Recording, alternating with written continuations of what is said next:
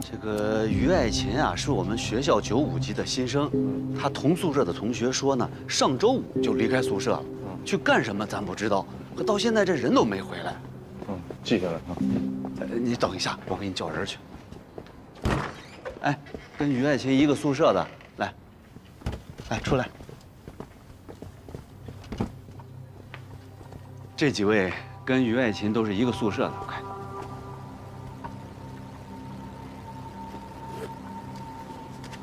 看看这些东西，见没见过？眼熟。你们好好想想，身边的同学有没有穿过类似的这种衣物？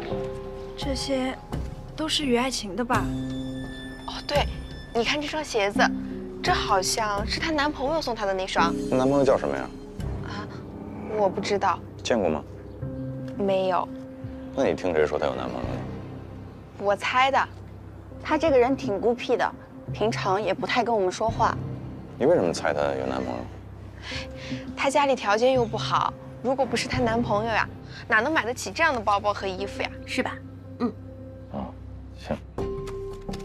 好，知道了，就这样。行，那你们先回。老师，于爱琴是出事了吗？于爱琴，你呀，带我去他们宿舍看一眼。那我先跟宿管打个招呼。我跟你说的是带我去他们宿舍看一眼，没让你打招呼。啊，那先回吧。走，回去。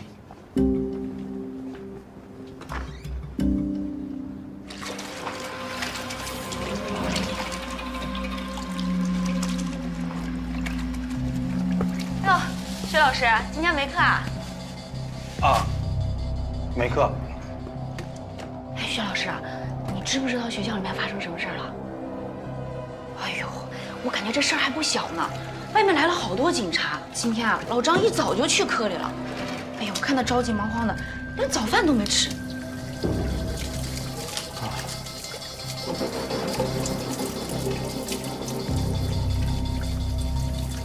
我走了啊。哎，好嘞。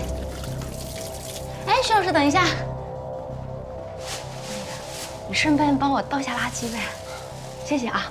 没事儿。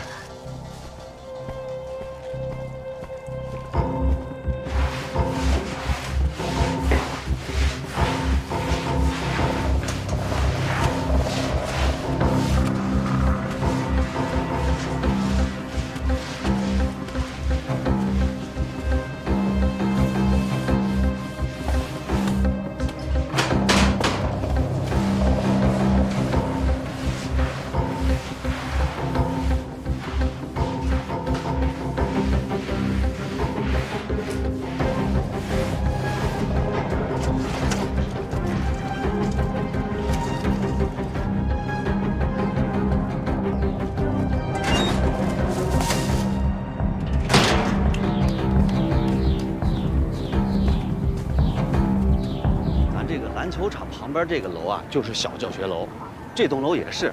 你看后边那个是教师的宿舍楼，教师的宿舍楼后边呢就是男生的那个宿舍楼。有学生不知道怎么回事，把吃过的骨头他丢在解剖室了，要是跟蛇缠了混在一块怎么办？外头也进来一些。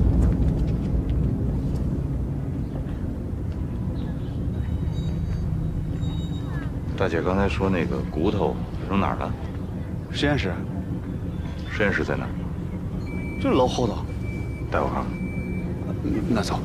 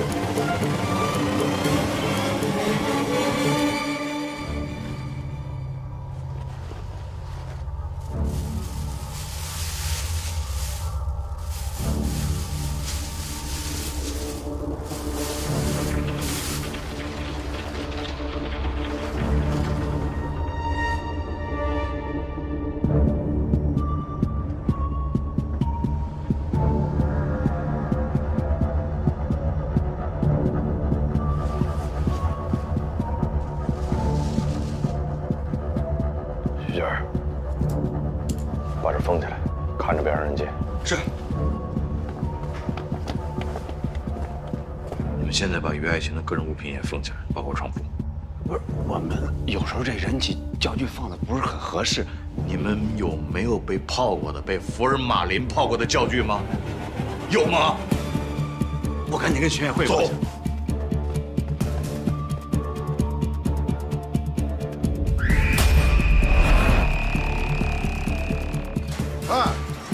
我是市刑警队刘胜奎啊，麻烦让你们所长接个电话。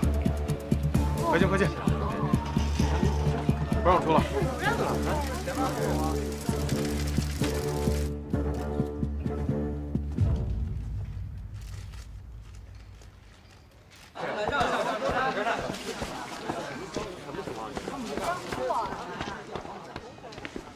怎么样？初步判断就是一个年轻女性的股骨，但是跟咱们这个案子有没有关系，我还得回去做进一步检测。辛苦。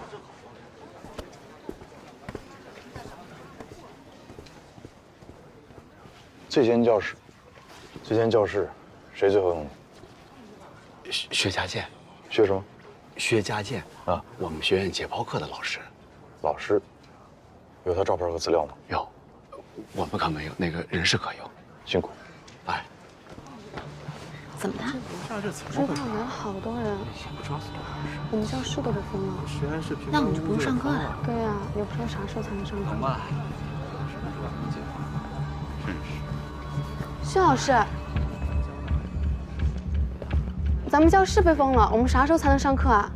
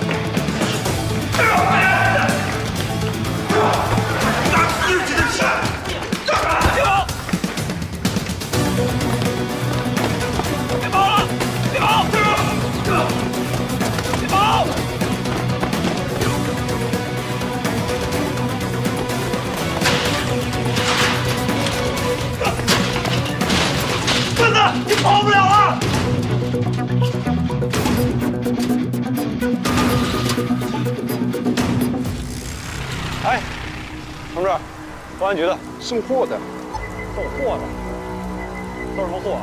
查你们的货。等一下，同志。王老师的，什么老师？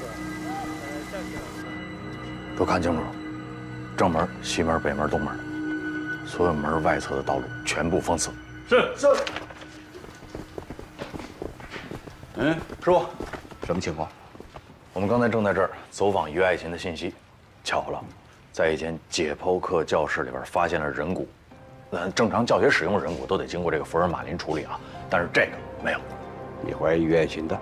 技术正在检验。问题是上一个刚刚使用这间教室的一个教师，解剖课的，叫薛家健，见着我们掉头就跑，我们还没追上，应该是还没有跑出这个教学区。你现在怎么办呗？关门打狗啊！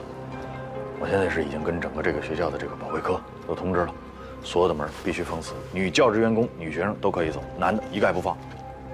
但是，因为这个学校呢依山而建，有这么几段围墙啊，可能会漏鱼，所以必须安排专人来盯死。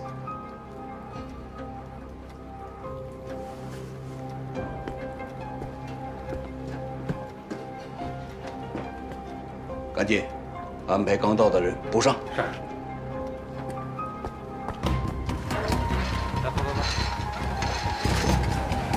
来，同学们，不能出了啊！怎么回事啊？放学了，你得让我们回家呀！我们要走啊！你不能不让我们回家吃饭吧？什么啊？现在我们这边有个案子，需要配合一下，需要大家配合一下，好不好？大家配合一下。这搞多久？我们要吃饭啊！我们要回家，让我们回家。学校外围的警力都到位了吧？到位了。这儿就是教职员工的家属院。3队刚才就近已经对这进行了排查，没有发现什么。走的时候留人了吗？留了。那好，说说。徐家健，男，31岁，未婚，身高大概1.75米左右。这个人身形还比较矫健，对整个这个教学区的地形很熟悉。他从这个山脚逃窜之后呢，我们第一时间是落锁拉网，所以相信抓着他就有一个时间问题。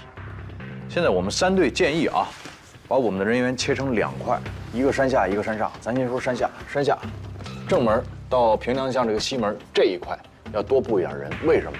这一块呢区域很大，涉及面很广，人员构成也很复杂，有教学区、有宿舍区，还有这个制药厂家属区，所以要多放人。那第2块呢，人可以少一点，北门到小东门这一带，大概就是这么一个想法。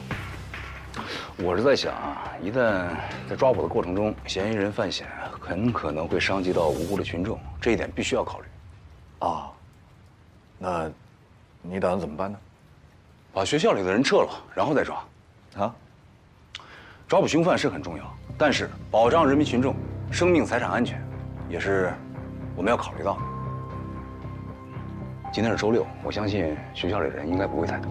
各位领导，我是这么想啊，在不改变包围圈的前提下，我们分隔进行，撤一块，搜一块，确认安全，撤出去的人呢再返回，这样不但安全，还能缩小我们的搜索范围。顾局，您看呢？老吴。你这么看？我看行。那行，宋哲，这样啊，你带上区治安，还有刑侦2个大队，加上学校保卫处，就从这制药厂的家属院开始给我排查，一定要做到楼不落户，户不漏人。是。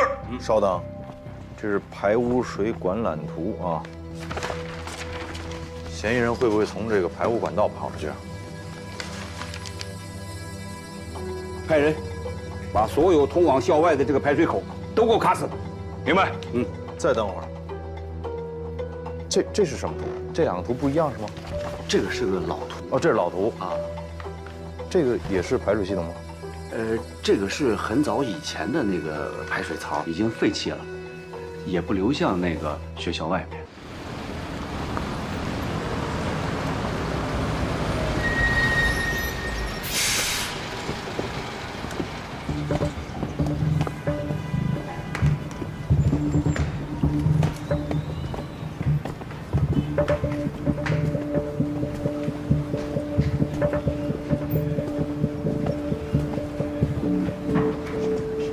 不好意思呀，归队。摊子，我的问题，你没事吧？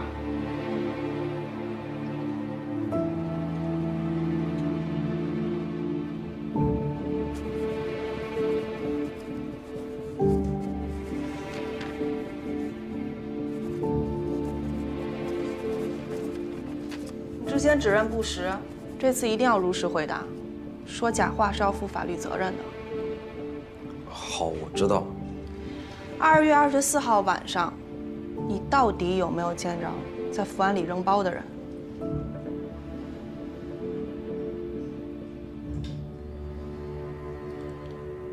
其实那天我只看见一个背影，并没有看到他的正面。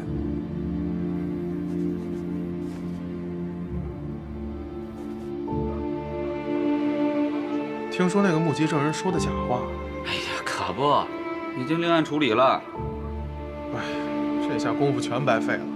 之前还以为是板上钉钉了呢。主要是魏队想钉，他还想把88案往里并呢。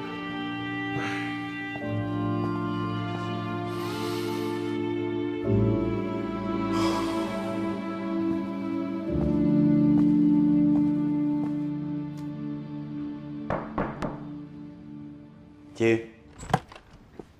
哟，啊，梁局，快坐。怎么？我听说案子又陷入僵局了。看见抛尸人的那个男青年啊，已经承认，他看到的只是个背影，对体貌的描述呢也是稀里糊涂，所以这条线，这不等于断了吗？另外呢，石块里的碎石也被证实不是来自呢梁云家的现场。现在呢，唯一让我们高兴的，就是梁云找到，人还活着，活着。据他本人说，他跟薛家健分手以后呢，跑到外边旅游散心去了。我们呢也找旅行社进行了核实，情况基本属实。不管怎么说，不再多出现新的受害者，就是好消息。另外，我听说 DNA 的检测结果也出来了。对，鉴定结果呢，可以认定死者是于爱卿。这对我们来说，也算是个不小的收获。最关键的是，薛家健被咱家丫头用乙醚的案子给摁住了。虽然说现在只有性侵的线索，但是碎尸案还是可以沿着这条线索继续查下去嘛。苗局，别安慰我了。现在可以认定，薛家健根本就没有抛尸的时间，所以碎尸案这个凶手一定是另有其人。至于魏国平呢，死抱着88案，非要跟薛家健外出这个时间的巧合点往一块捏，驴唇不对马嘴，成为不了直接的证据，是不是？一码归一码吧。在整个案件推进过程当中，他的表现还是不错的。救高秀莲、找艾莹、抓薛家健，都是他和3队做的。哼，你就别夸他了，再夸他更摁不住了。光去闯现场就这一项，就必须要严肃处理他。说实话，一开始所有的证据都指向薛家健，大伙在心里也基本上认定他就是真凶。现在突然被推翻了，这搁谁那儿都会被闪一下。闪？魏国平闪的太少了，他应该再多闪点儿。你就是嘴硬。真的不心疼这个徒弟？怎么办呢？这我抓的是全局的业务，我不能为他一个人考虑吧？这个事情对他的打击可真是不小啊。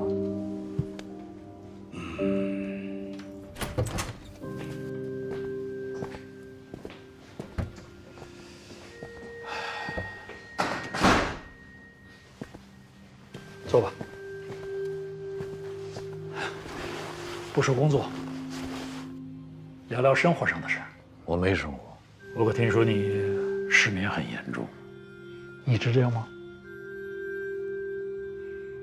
也没有，就这些年的吧，才有的。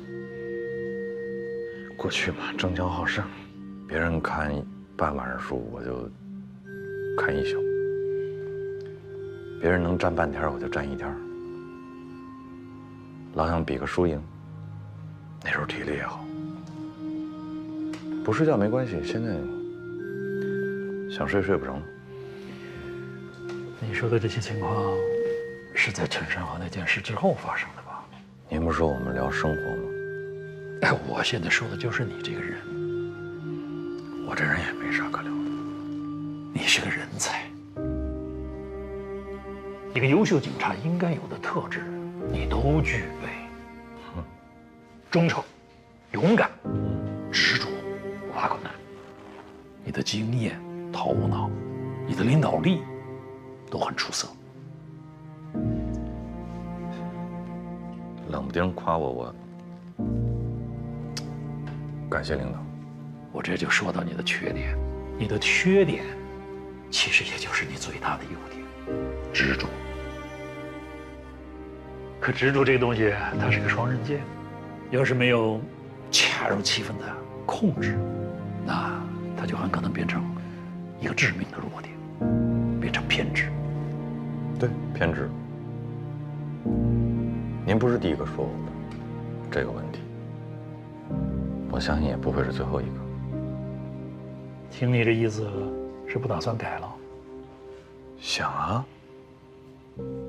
改不了，跟失眠一样。还是因为陈山河吗？咱能不提这茬了吗？您接着找找别的缺点。我挺爱听的。作为一个老公安，我知道你是种什么滋味。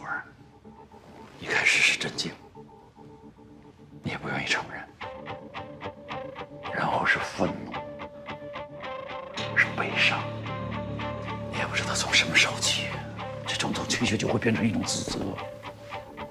你会问自己，为什么死的那个人不是我？你会觉得活着是一种太沉重的东西，会让你觉得喘不过气来。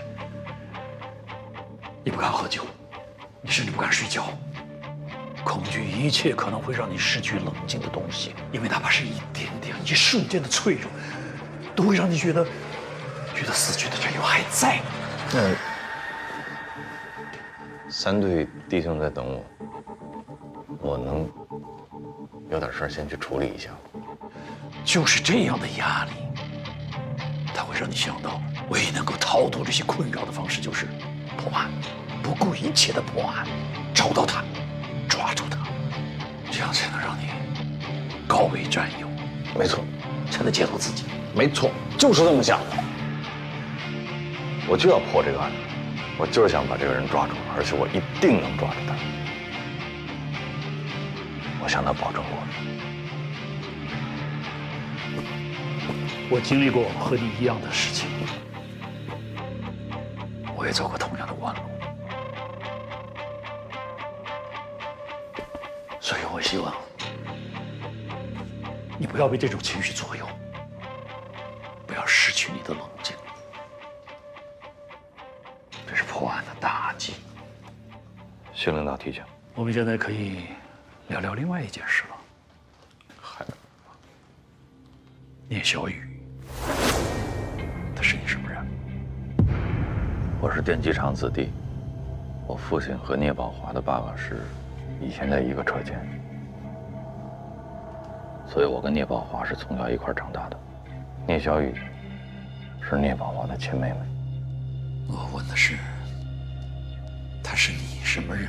朋友。普通朋友还是男女朋友？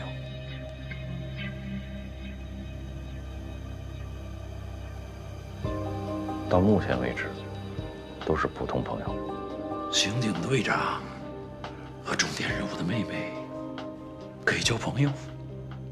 为什么不可以？他没有违法犯罪。你不要误会，警察要查案，社会关系要过。我知道，水至清则无鱼，我懂。不过一定要把握好分寸，不能越界。没有越界，一直都没有。而且他跟他哥不一样，聂宝华所有的事情，聂小雨都没有参与过。这我相信，但这里边的关系，毕竟还是很敏感。瓜田李下嘛，你又是这么一个身份，还是要避嫌，尽量。现在我可以走了。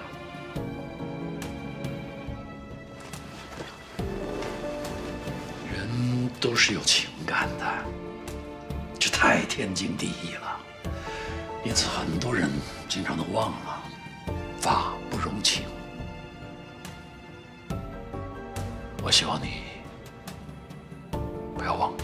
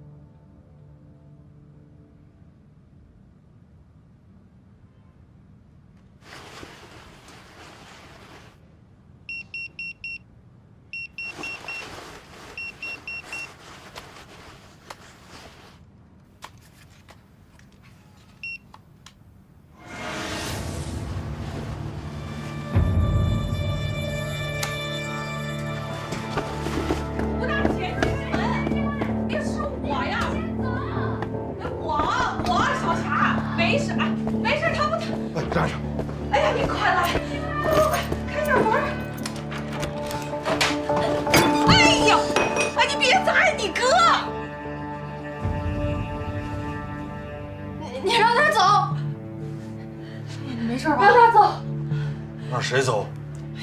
他把你当成他了。什么？派出所跟我们说这儿住了一个刑满释放人员，我们说就过来看一眼，结果你看小霞吓成这样了。人在哪？那儿，对面。谁呀？这是？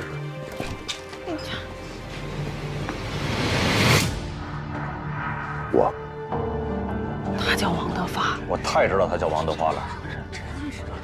你怎么出来了？你来这儿干嘛？这话说的，我出狱了，只要不违法，我干什么不行？谁告诉你的？谁让你找我妹妹来的？我只是跟她打个招呼，以后这不就对门住着吗？你住这儿啊？你没家呀你？我是没家，坐牢第3年我妈就死了，所以我把老房子卖了，我重新找个地儿住不行吗？这是租的房子是吧？应该是，之前都没见过。咱俩不废话啊！我通知你，今天你马上你从这儿搬走，有多远搬多远，你听明白了吗？你别吓唬我，我现在懂法了。作为合法公民，我选择住哪儿是我的权利和自由。你妹妹哭也好，闹也好，在我没有侵害她之前，我不需要承担任何法律责任。她怎么想，跟我没关系。哎呀！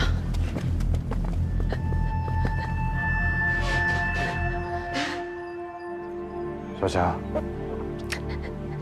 别让他走，让他走。麻烦过一下。好，谢谢。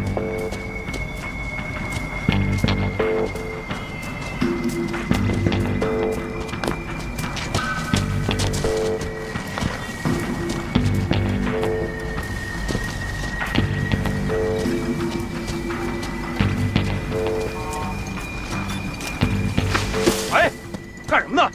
小心点，不是？别碰了！不是保护现场，不知道吗？新来的同志，你再把人吓着。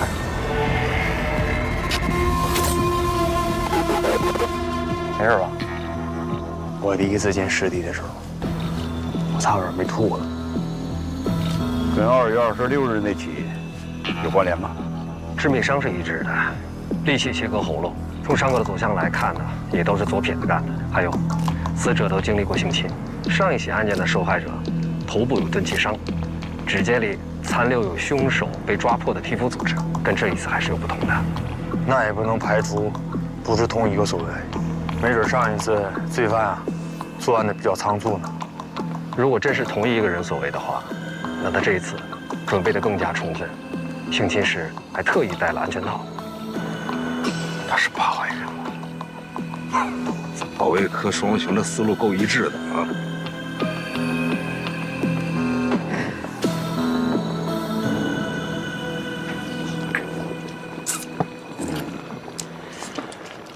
排查的怎么样了？哎呀，别提了吧，摸排了3天了，哎呀，啥也没有，连个毛都没摸着。你说你是怎么说话呢？你比这个国平早入警队，就这态度啊？国平，不学他，你稳点啊！我很稳。来，师傅，我再给您添点。以后不能叫我师傅了，你现在有正经的师傅了。那不正经的不也是师傅吗？来。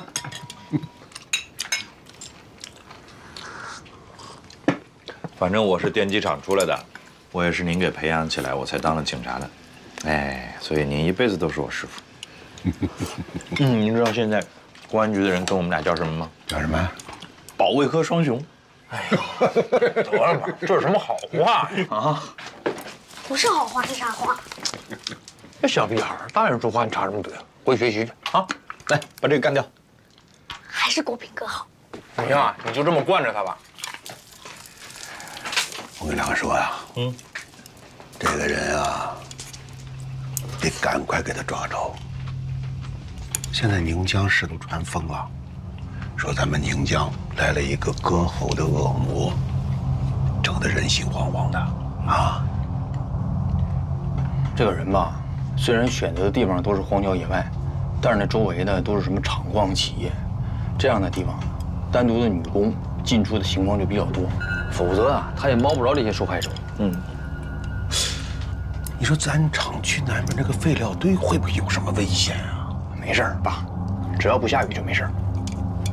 这跟下不下雨有啥关系？因为下雨的时候，他作案就没有痕迹啊。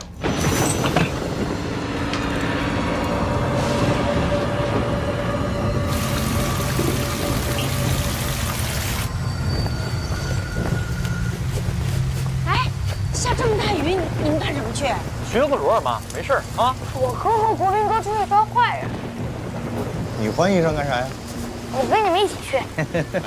你好好学习去，想要当警察，先考上警校啊！警校没考上了，那能行吗？去，回去。走吧。走了吗？今天注意点啊！能不能抓着坏人，还得看运气呢。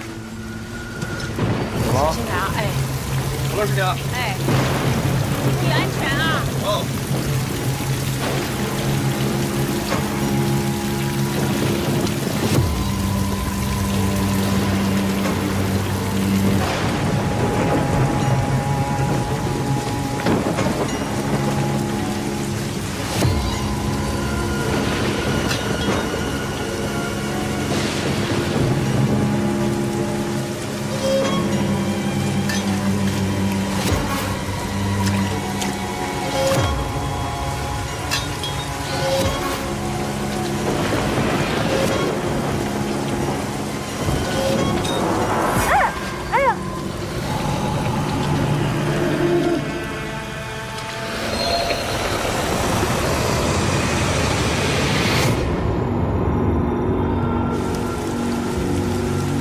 从那边走，我从这边走，咱俩到里面汇合，好吧？好。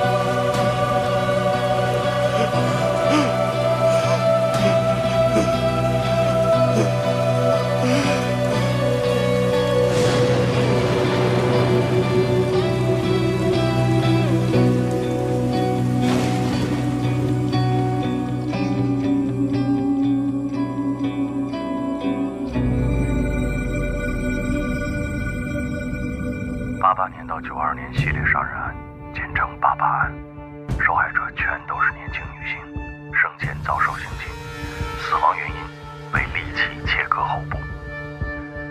凶手选择在居民区或者矿场附近的偏僻地点作案，作案时间选择在雨夜，以此来掩盖作案痕迹。从受害者伤口判断，凶手是左撇子，作案手法残忍熟练。92年，凶手在最后一次作案后突然消失，至今下落不明。嫌疑人有没有脱离你的视线？你比陈山和同志距离嫌疑人更近，但你为什么晚到了？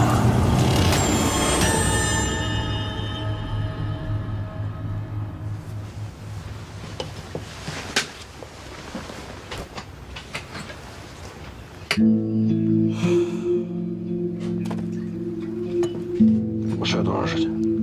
满打满算也就不到10分钟。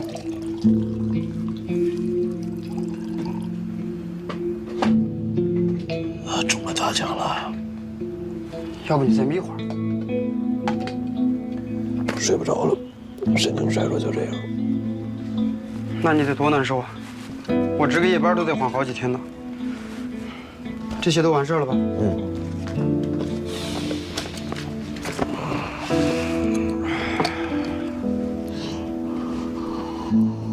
今年能调到的重大刑事案件汇编都在这儿了。这是女性受害者案件，这是男性犯案人员案件。卫队，后半夜冷，你自己注意点。好。你会先走吧，到时候我把电闸拉了。那行，你慢慢看。后来了，小班。来了，超。哎，卫队。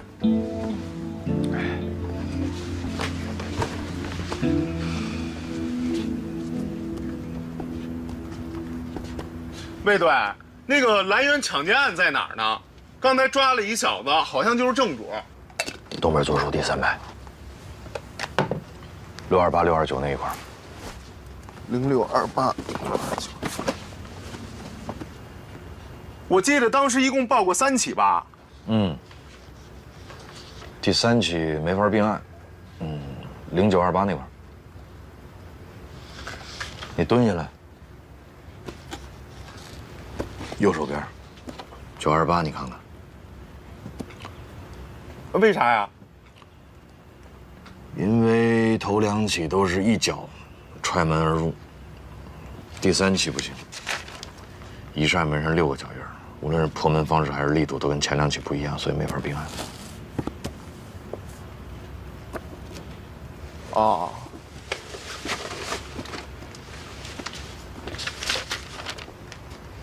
就服你。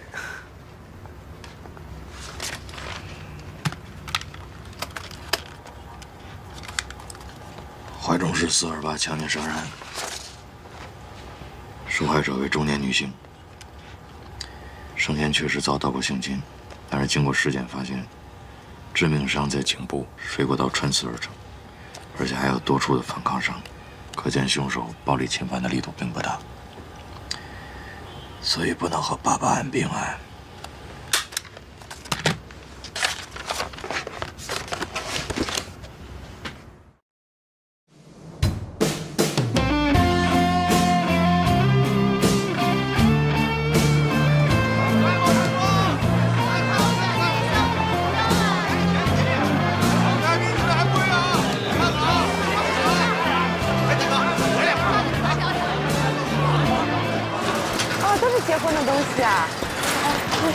这套也很好，你看这套。这结婚啊，就是要，喜庆，红红火火，顺顺利利的。当然了，哎，不错不错，我试试，驾照也要拿好的啊。不错吧？小雅，小雅，小雅，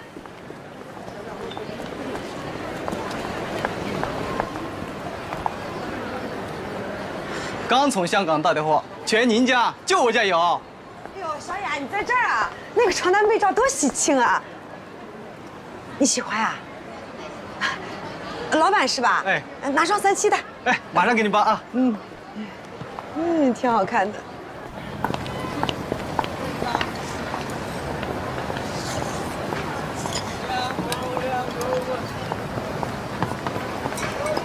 儿的？没醉啊，他说真美。废话，快50了还是老侦查员，还有谁比我稳？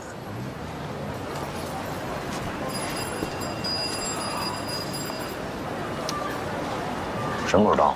话说快到了吧？过来到底玩什么呢？枪啊、药啊，还是水货呢？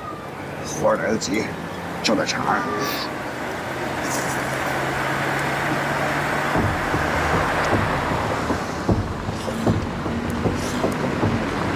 等会儿，等会儿。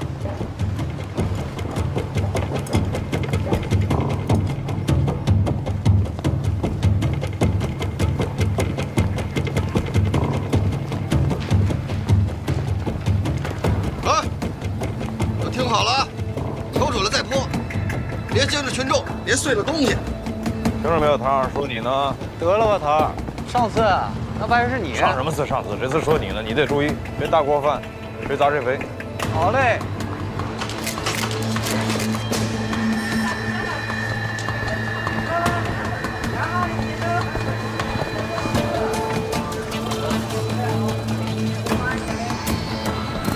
五楼吧，不用找了。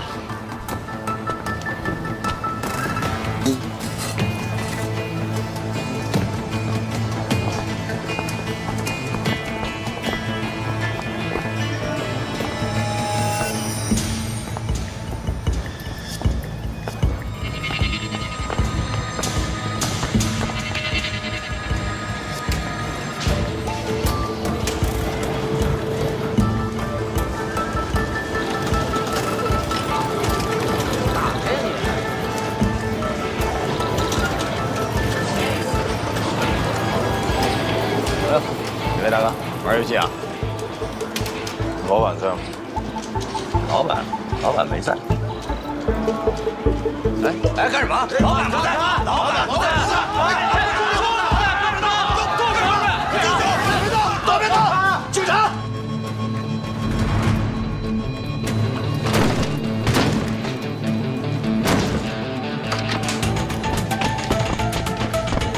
起开！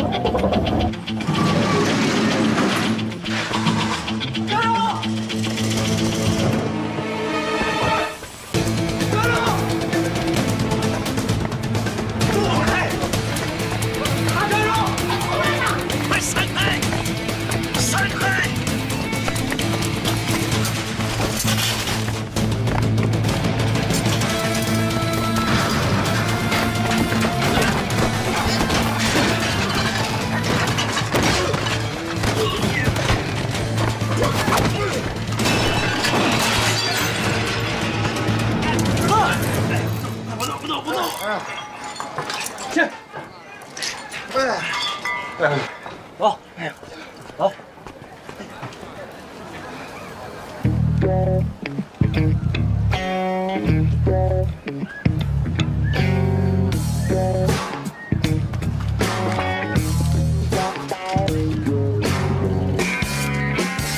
别的单位啊，都有什么工作手册什么的，你们领导估计也没这文化水平。来，抬头，看这，治安管理处罚条例，一会儿啊，一人给我抄一份。我告诉你们，脑袋掉了，碗大的扒拉。我孟三儿也不是面捏的，今天你们要抓要关，看着办吧，反正我啥都不知道。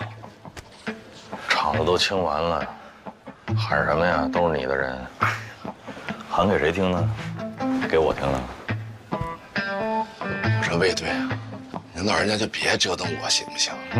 这半天了，生意都黄了，我也得吃口饭呀。你吃饭那家伙在你肩膀上牢靠吗？孟三儿，你为什么跑？我知道啊，你要不要自己跟我说说？我什么都不知道啊。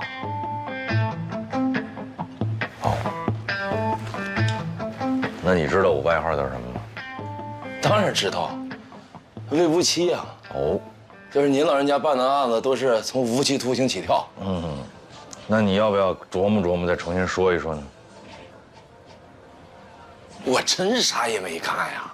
你在这儿跟我说，我能帮你什么？你心里清楚。你现在不是我带你回去说，性质就变了吗？你要不要重新琢磨琢磨怎么说？别给脸不要。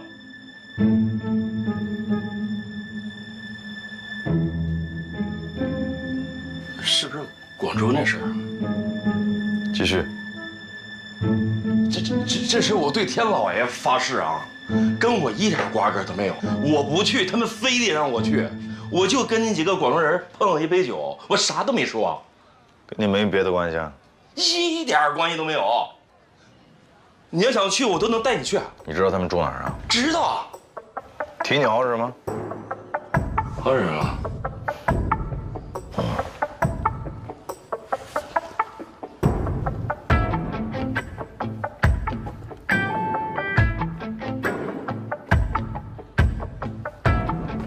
链哪儿买的？借我试试呗。这金的。哎呀。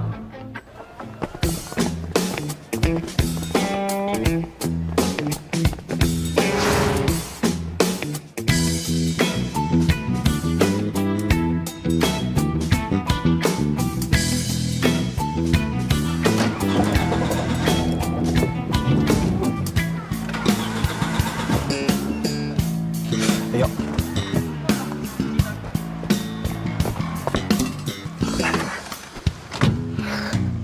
笑，不带脑子呀！一天到晚给我丢人。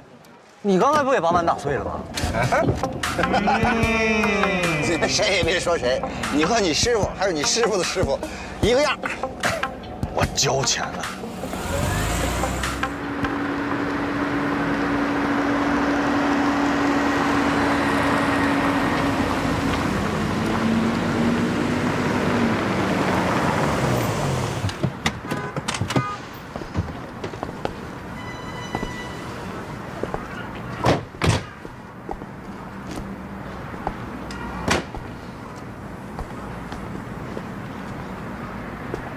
这帮人挺会挑地儿，这饭店适合抓捕。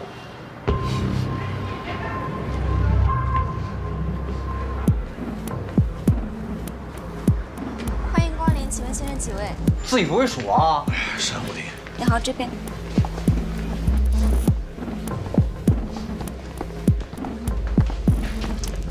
挺横啊，香吗？屁。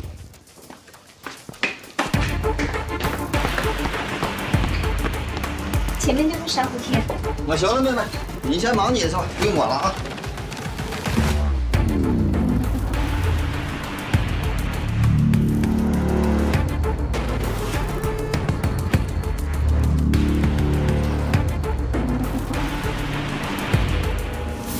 孟先生是哪位啊？我们老板要孟先生一个人进去了，剩下那些兄弟安排隔壁包间喝茶。还是信不过我孟老三的啊！行，喝茶去。好嘞，大哥。这边请。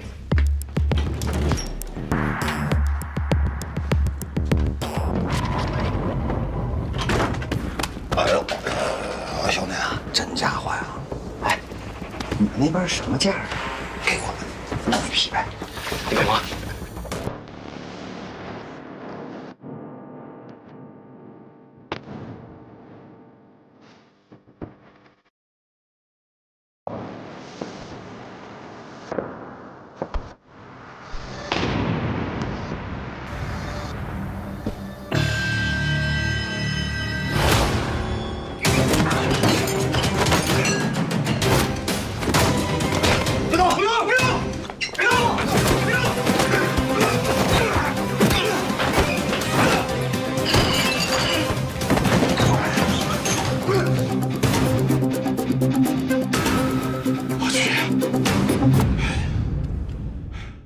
？profile from a sample that's 10 to thousands times smaller.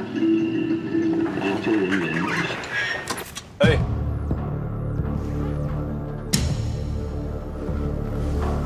停电了吧？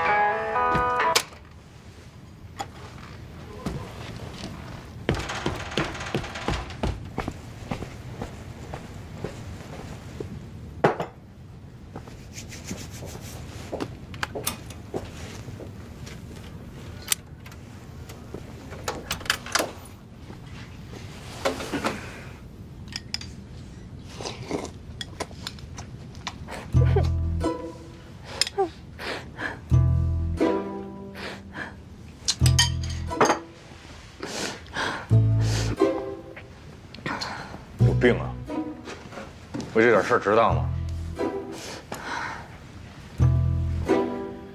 你闹什么幺蛾子啊？老头，你到底喜不喜欢我呀？你不这破玩意儿干什么？我干活呢。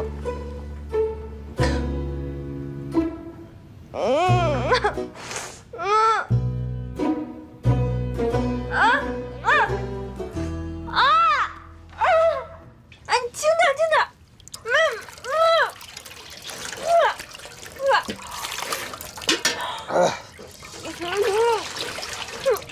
慢点。你弄我。好了吗？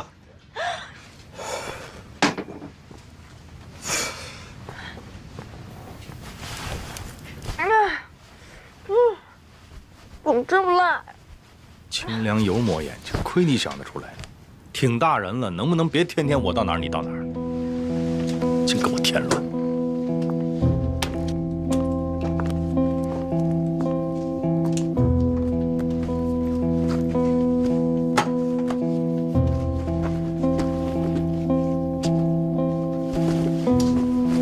我今天过生日。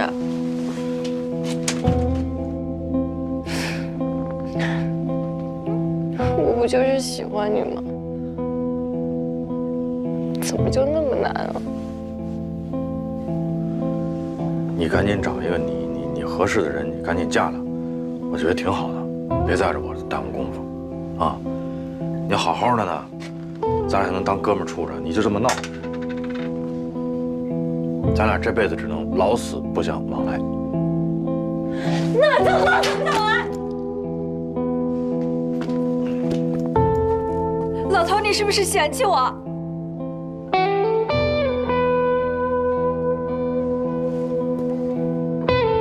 他有没有伤害你？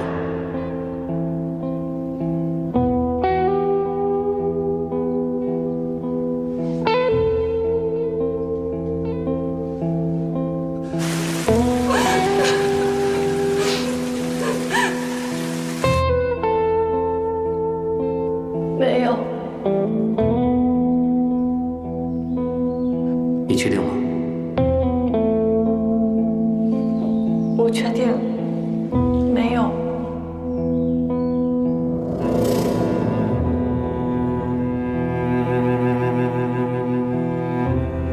把袋子给我留。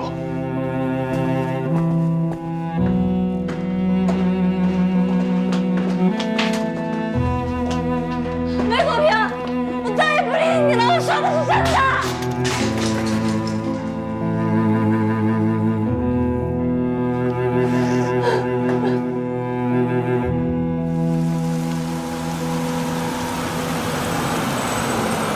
临江医学院站下车。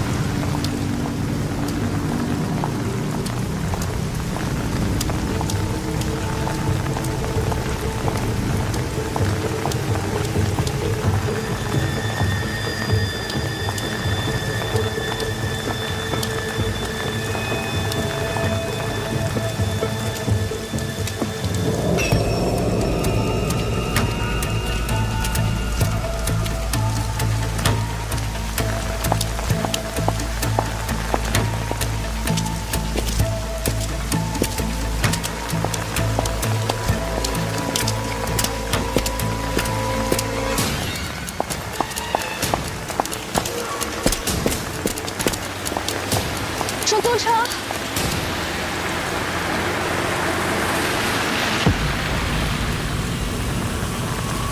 坐车吗？不用了，谢谢。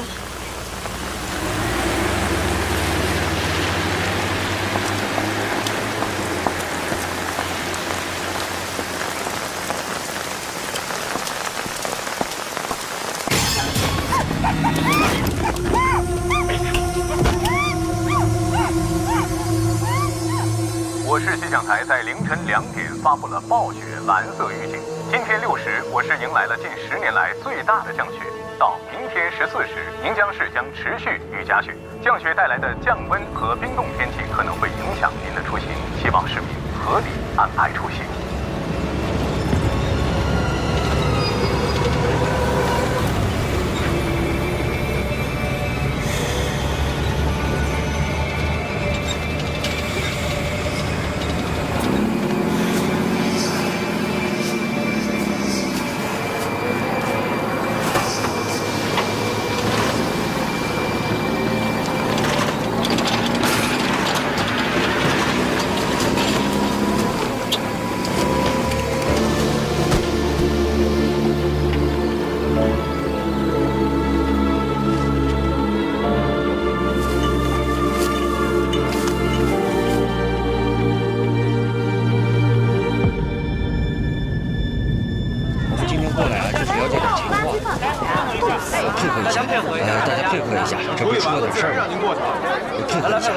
大家配合一下，没什么大事啊。卫队，你可来了，怎么了？出大事了，不然不可能惊动你们。来，让一下。没什么大事，你要支持一下，时间不会很长的，好不好？互相配合一下。包所，往后退。这是我们豆芽桥所所长包维强。大涛，来了啊。情况是这样。今天上午5点15分，我们辖区的一个环卫工人到所里来报的案，东西呢就是这垃圾箱里发现的，现在就在他家里搁着呢。什么东西？去看看吧。走，来走。来让一下啊，让一下这儿。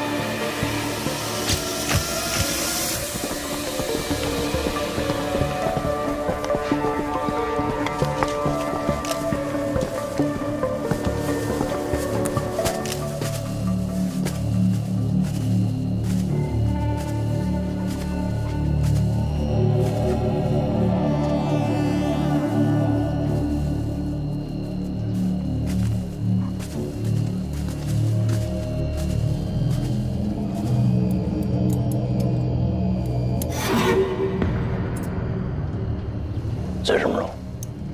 疑似部分人体组织。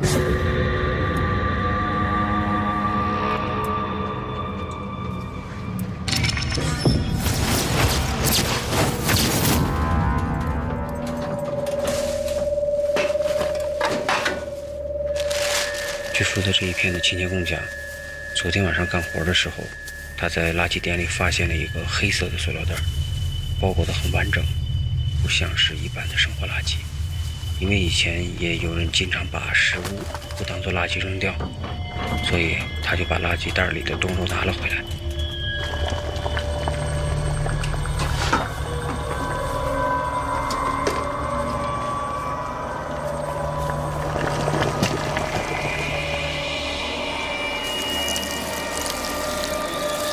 回到家里，他烧了水，打算给肉解冻，结果就发现了人的牙齿。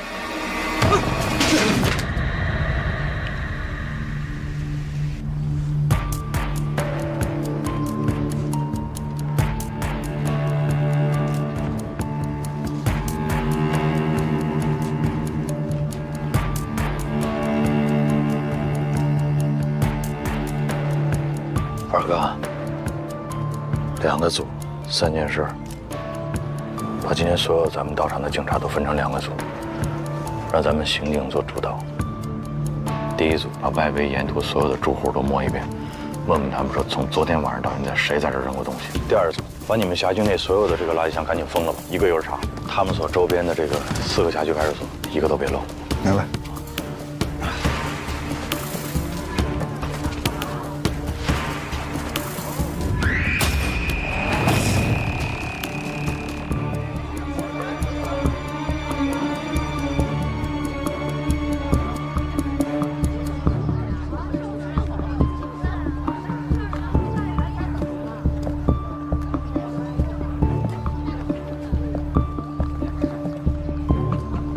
来配合一下，马上。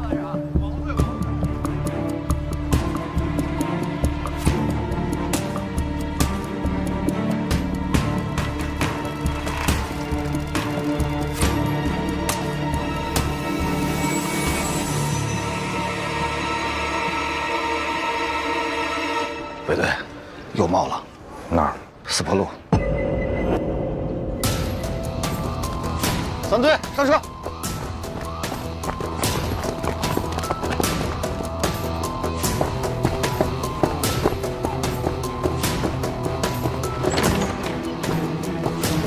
同学们，因发生重大案件，今天的课暂停一次，大家自行复习啊。好。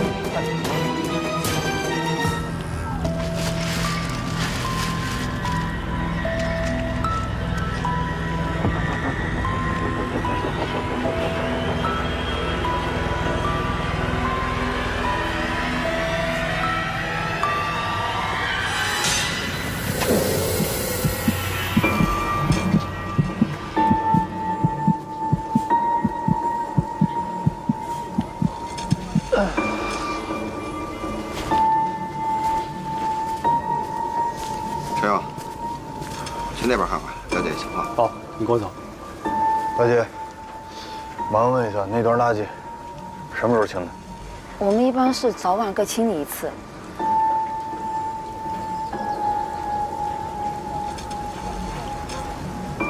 人命关天啊，希望你认真配合啊。你这有什么其他情况，你也可以跟我讲，我不跟你领导说。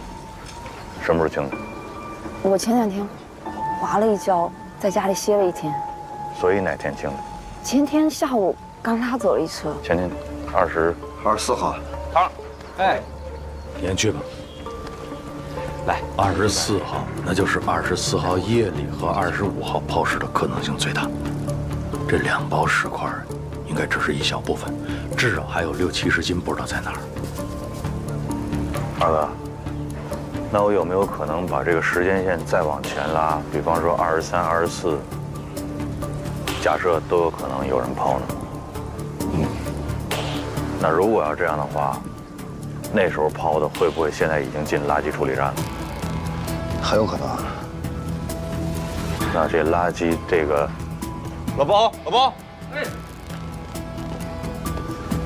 哎，就整个咱们这一片这个垃圾啊，一般是归置到哪儿？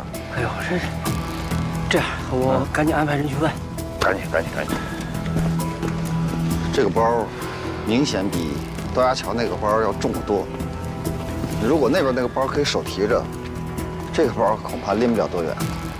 所以我怀疑凶手有交通工具，至少是个自行车。咱这么着，假设是豆芽桥、四坡路、往西颐和南路、往南华中路，这是分进路是吧？对。抛尸案的特点一般是越抛越远，近的用手提，远的用交通工具。那豆芽桥这儿，有可能离案发地点更近。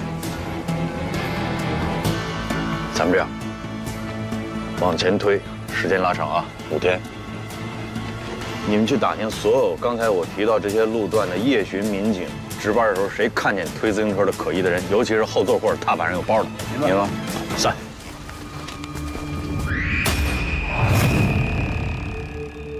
情况怎么样？结合刚才豆芽桥的，基本上是可以确定是人体组织，但是具体情况呢，要回化验室才能确认。你回化验室那是肯定的啊。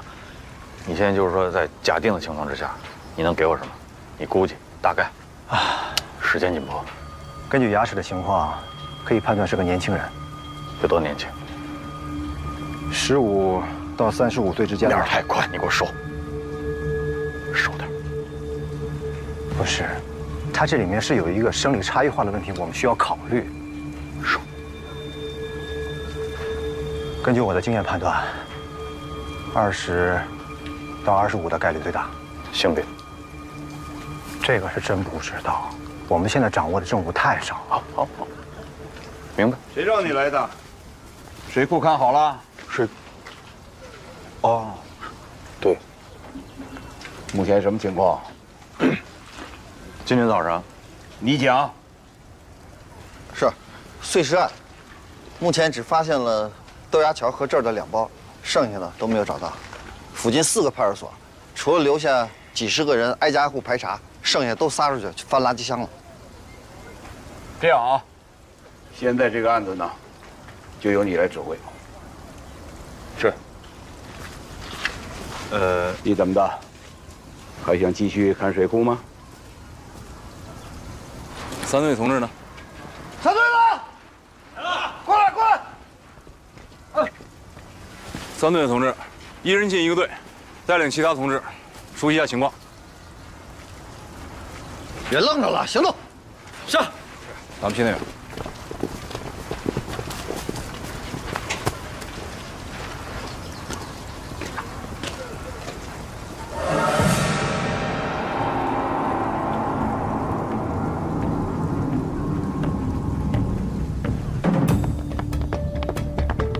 现场的痕迹破坏的比较严重，我们能掌握的也只有这些。廖局，哎，老顾，给你介绍一下，这位是在宁江组织学习的省警校刑事侦查学教授吴克，我们认识。好久不见，老吴。日子过得真快呀，10年了吧？开始吧。目前掌握的线索非常有限。死者是谁？死者的性别、身份、案发的时间、杀人的现场在哪儿？分尸的地点又在哪儿？这些对我们来说都是一概不知。再加上外面，现在这个雨是断断续续下个没完没了，现场痕迹的保存条件呢是非常差，这在很大程度上增加了我们破案的难度。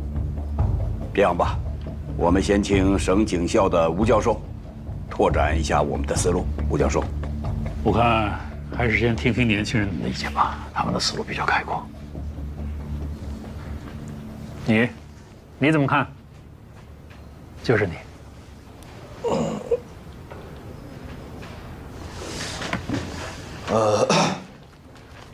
命案第一步应该先确定死者身份信息。那我们这是碎尸，比较麻烦，只找到了很少一部分尸块，所以我们现在应该找到剩余的大部分尸块，拼接一下。另外，同时呢，全市拉网，看看最近失踪人口情况，逐一核实比对，找到死者身份信息，再找他的社会关系，从内往外，核心到外延，这样的话应该离这个凶犯就不远了。还有什么补充的吗？细节肯定还会有很多啊，但是大方向跑不了。果然是办案经验丰富的老刑警，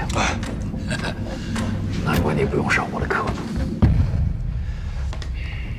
这个案子的非常之处就在于，受害人不仅被分尸，而且尸体经过了高温蒸煮。以我们现在的技术条件，哪怕是我们在最短时间内找到了所有的尸块，也很难在短时间内迅速的比对出我们需要的受害者身份信息。那吴教授，您的意思？改变传统的由内向外的方法，用由外向内寻找尸源，当然是要继续做。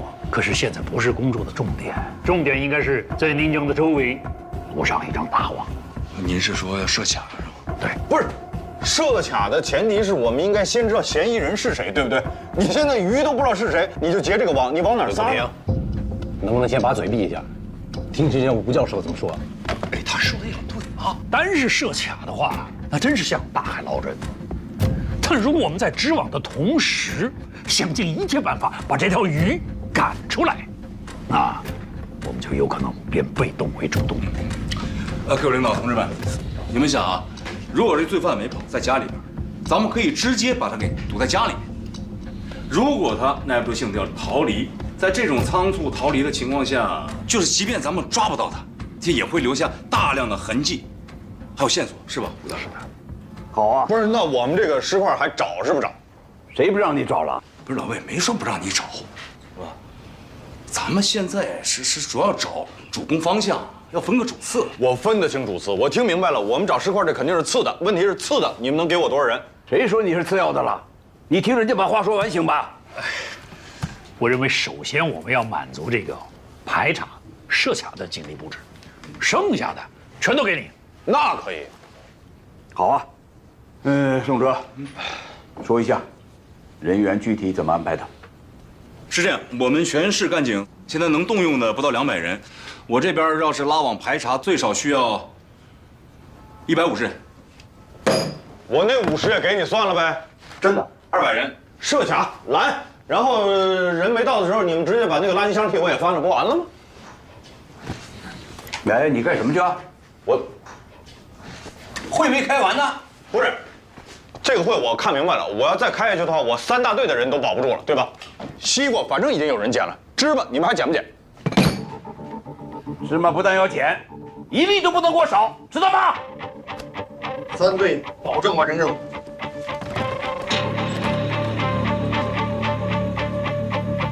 哎，干什么呢你？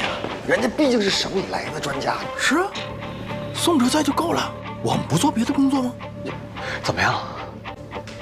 各居民点垃圾箱都没有发现新的情况。咱不管他那个，我们干我们的，找石块还是第一要务，所以垃圾中转站必须得找，再不找来不及了。几位领导，我问一下啊，因为每天离开咱们泥江的人比较多，我们怎么才能迅速判断出谁是凶手呢？这种程度的分尸，其实是很难办到的。因此，我们怀疑这个凶犯他应该具备有相当的外科手术能力的人，或者是有宰杀牲畜的经验。他还需要独立的、可以操作的空间。找个人捎给我师傅。就说这是我补充发言。好，走。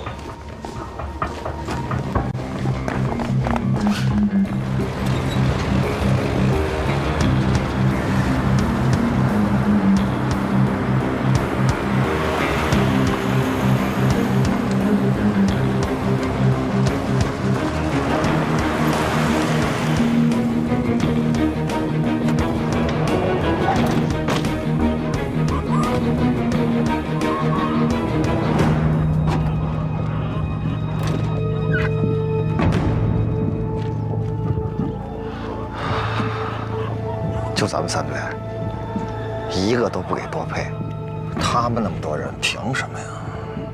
凭什么？人多也不一定就强，是吧，二哥？你别说150、200，你2000、2万个人给宋哲，他也不见得能逮着嫌疑人。有的时候，真理往往就是掌握在少数人手里，对吧？是。走吧。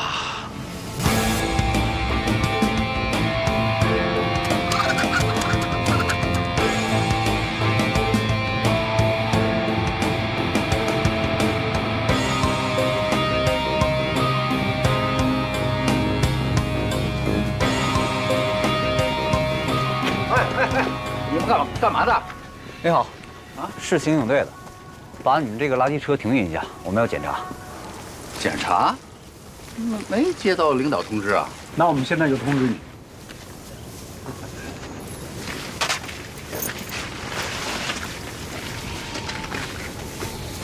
你们几位真的要搜这里？是。确定吗？确定。真的？真的。这我得劝你们几个。哎，您就开门吧。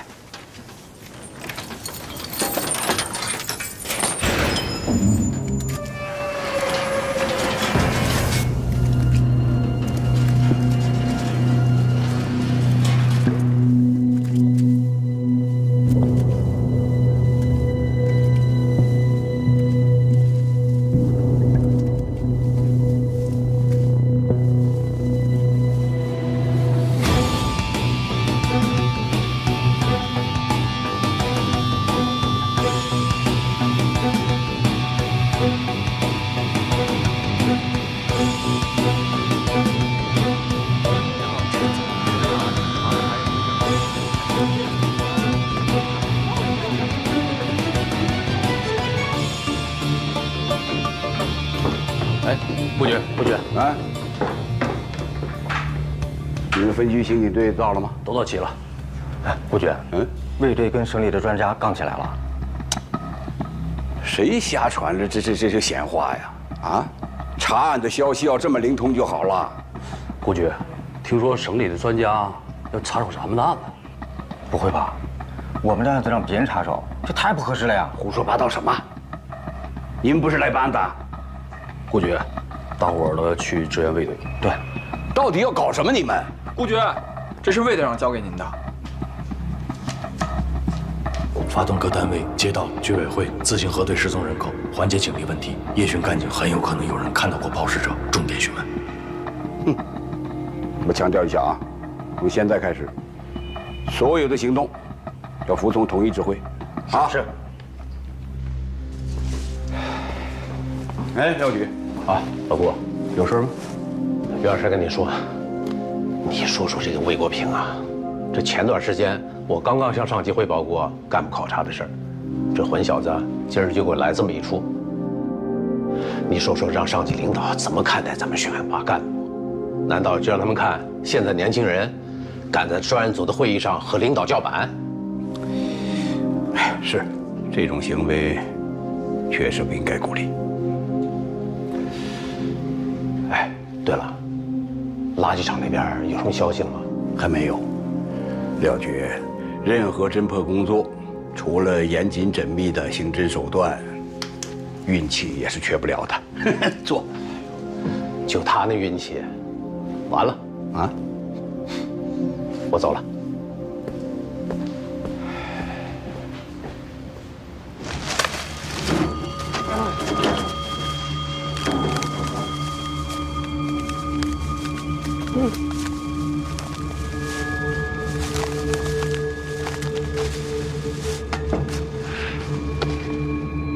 这里边能有石块啊？